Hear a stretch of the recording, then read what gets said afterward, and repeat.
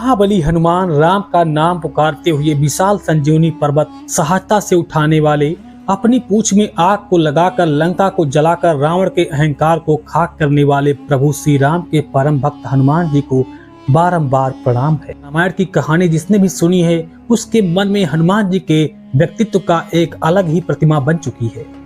हनुमान जी 7 चिरंजीवियों में से एक है जो कई युगों से धर्म की रक्षा कर रहे हैं। वो सर्वज्ञानी हैं, शक्तिशाली हैं और ब्रह्मचारी की तरह अपना जीवन बिताते हैं। लेकिन अगर आपसे हम कहें कि हनुमान जी का एक ऐसा भी रूप है जो तंत्र विद्या से जुड़ा है, अगर हम आपसे कहें कि रामायण के एक संस्करण के अनुसार हनुमान जी की शादी रावण की भांजी से हुआ था, तो आपको कैसा लगेगा? क्या हनुमान जी के बारे में हम जो बचपन से सुनते आ रहे हैं वो सब गलत है? क्या हमारे मन में बसी हनुमान जी की छवि सच्चाई बिल्कुल अलग है? इन सवालों के जवाब हनुमान जी से जुड़े एक ऐसी कहानियों में छुपे हैं जिनके बारे में शायद आज भी ज्यादा लोग नहीं जानते हैं। सदियों से रामायण के कई अलग अलग वर्जन हमारे सामने आते रहते हैं। ऐसे ही एक वर्जन के अनुसार हनुमान जी कभी ब्रह्मचारी थे ही नहीं। उनका विवाह रावण की भांजी से हुआ था। बिमलासुरी के लिखे रामायण जैन संस्करण पद्मचरित के अनुसार हनुमान जी विद्याधर थे, अर्थात वे एक अलौकिक प्राणी थे, यानी एक सुपर नेचुरल बीइंग। और उनका विवाह रावण की बहन चंद्रनखा की पुत्री से हुआ था। चंद्रनखा का पति खरसुना भी एक भयंकर राक्षस था जिसकी मृत्यु भगवान श्री राम के हाथों हुई थी। कहा जाता है इसी वजह से हनुमान जी भी अपने आराध्य श्री राम से नाराज हुए थे, लेकिन फिर सच्चाई का साथ देते हुए, श्री राम का साथ देते हुए माता सीता से मिलने लंका चले गए, जहां उन्होंने अपने पत्नी के मामा रावण को समझाने की बहुत कोशिश की और उनसे कहा कि वे अपनी जिद को छोड़ दें और माता सीता को छोड़कर श्री राम के शरण में चले जाएं। लेकिन अहंकारी रावण ने उनकी एक भी बात नहीं मानी। तब हनुमान जी प्रभु श्री राम की सेना में शामिल होकर अपने ही मामा ससुर के साथ लड़ने में कठिन फैसला लिया। दोस्तों, इसके बाद रावण को प्रभु श्री राम ने आगे चलकर मार डाला।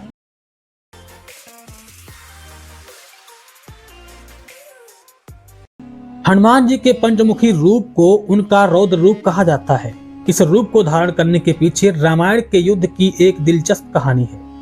कृतिवास रामायण के अनुसार जब श्री राम रावण के बीच युद्ध चल रहा था, तब रावण ने देखा कि उसकी सेना श्री राम की सेना से परास्त हो रही है। तब अपनी सेना की यह हालत देखकर रावण अपने भाई अहिरावण के पास मदद मांगने के लिए गया। अहिरावण एक मायावी राक्षस था जो माता भवानी का भक्त था। भवानी और तंत्र विद्या का विद्वान था। अपने भाई की परेशानी समझकर उसने अपनी मायावी शक्ति का प्रयोग कर श्री राम की सेना को एक गहरी निद्रा में सुला दिया और श्री राम और लक्ष्मण का अपहरण करके उन्हें पाताल लोक ले गया। जैसे ही हनुमान जी श्री राम और लक्ष्मण की सहायता करने के लिए आगे बढ़े, अहिरावण बड़ा बनकर उनके सामने खड़ा हुआ और हनुमान जी और अहिरावण के बीच एक भयंकर युद्ध शुरू हो गया।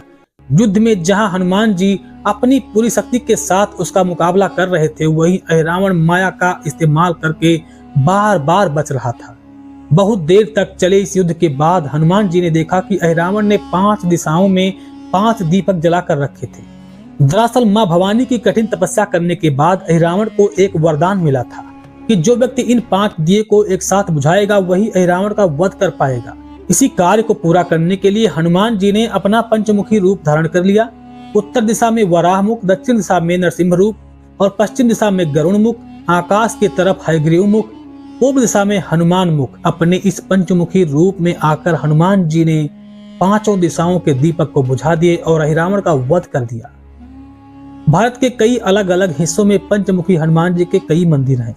ऐसा माना जाता है कि हनुमान जी के इस रूप की पूजा सिद्धि हासिल करने के लिए की जाती है, लेकिन पंचमुखी हनुमान जी की साधना करना बिल्कुल आसान नहीं है।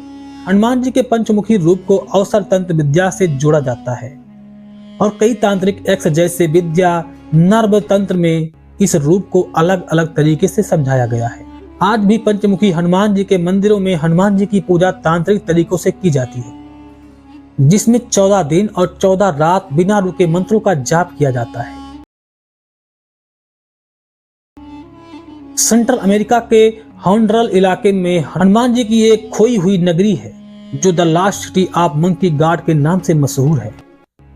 एक ऐसा नगर जिसे हनुमान जी ने राक्षसों से बचाया था।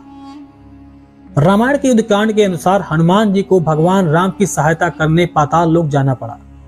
कहा जाता है कि उनकी मुलाकात पहली बार उनके पुत्र मकरध्वज से हुई। मकरध्वज पाताल लोक का द्वारपाल यानी पहरेदार हुआ करता था। जैसे ही हनुमान जी ने पाताल लोक में जाने का प्रयास किया, मकरध्वज उनके सामने आकर खड़ा हो गया और उनके बीच भयंकर युद्ध छिड़ गया। जब भी हनुमान जी भी मकरध्वज पर वार करते, वह उतनी ही ताकत से उन पर पलटवार करता। उसकी शक्ति को देखकर हनुमान जी भी आश्चर्यचकित होकर उनसे पूछने लगे, तुम कौन हो? तब मकरध्वज ने हनुमान जी से अपने जन्म की कहानी सुनाई। मकरध्वज की कहानी सुनकर हनुमान जी समझ गए कि वह उनके ही बेटे हैं जिससे वो युद्ध कर रहे थे। लेकिन मकरध्वज अपना कर्तव्य छोड़ने को तैयार नहीं था और एक लंबी लड़ाई के बाद हनुमान जी ने मकरध्वज को पराजित कर पाताल लोक में प्रवेश किया। भावार्थ रामायण के युद्ध कांड में हनुमान जी और मकरध्वज की एक मुलाकात के बारे में बताया गया है।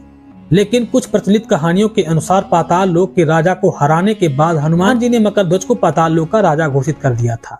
लोगों का मानना है कि सेंट्रल अमेरिका में घने जंगलों में बसा लसियूडा ब्लैंक शहर कभी पाताल लोक का हिस्सा हुआ करता था और मकरध्वज के यहाँ राज करने के बाद उन्हें भगवान की तरह पूजा जाने लगा।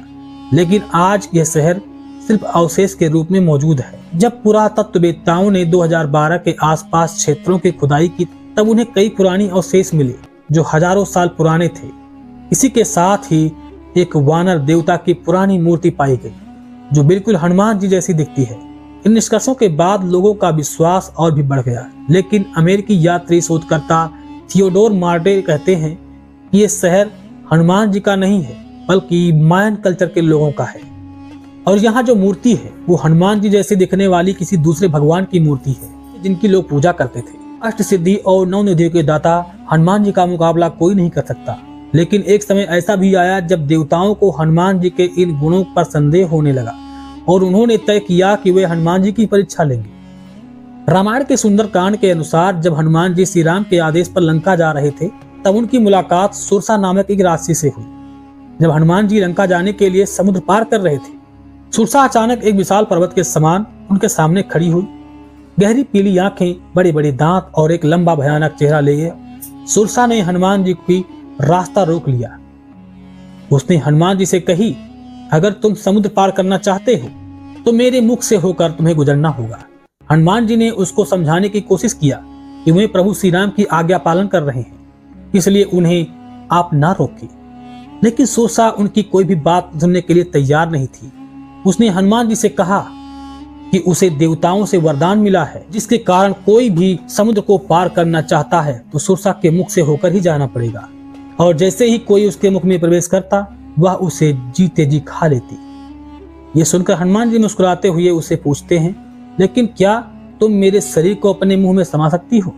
और फिर धीरे धीरे उन्होंने अपने शरीर का आकार बढ़ाना शुरू कर दिया। जैसे जैसे वो विशाल होते गए, सुरसा भी अपना मुख चौड़ा करने लगी कि वह उसे निगल सके। लेकिन तभी हनुमान जी ने अचानक अपना शरीर एक चींटी के समान कर लिया और इससे पहले कि सुरसा कुछ समझ पाती, वो उसके मुख से बाहर निकल आए। इस कहानी का एक अलग वर्जन भी है जिसमें ऐसा कहा जाता है कि हनुमान जी सुरसा के मुख में जाकर उसके कान से बाहर निकल आए थे। हनुमान जी की कुशलता देखकर सुरसा दंग रह गई। विष्णु पुराण में कहा गया है कि वास्तव में सुरसा प्रजापति दक्ष की पुत्री और नागों की माता थी। अध्यात्म रामायण के अनुसार देवलोक के देवताओं ने उसे भयंकर राक्षसी बनकर हनुमान जी की परीक्षा लेने के लिए भेजा था।